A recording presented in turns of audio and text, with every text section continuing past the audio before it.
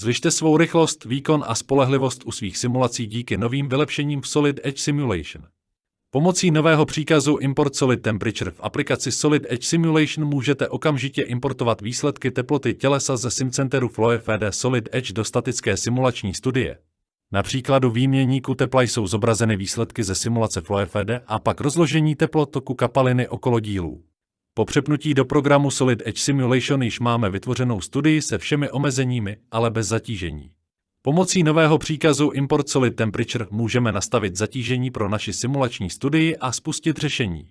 Solid Edge Simulation zpracovává výsledky z FlowFD a řeší výpočet.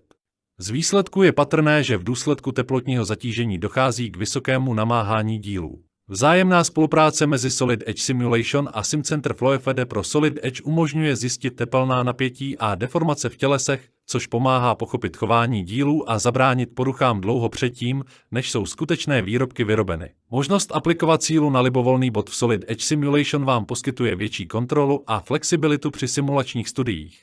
V tomto příkladu byla vytvořena studie, která ukazuje, co se stane, když je součást vystavena vnitřnímu tlaku. Abychom mohli provést další analýzu a určit další zatížení, definujeme další bod náčrtu, ke kterému budeme definovat sílu. Možnost User Defined Point umožňuje vybrat libovolný 2D nebo 3D bod na součásti a aplikovat na něj určitou sílu. Nastavíme směr působení síly, vyřešíme studii a poté zkontrolujeme výsledky.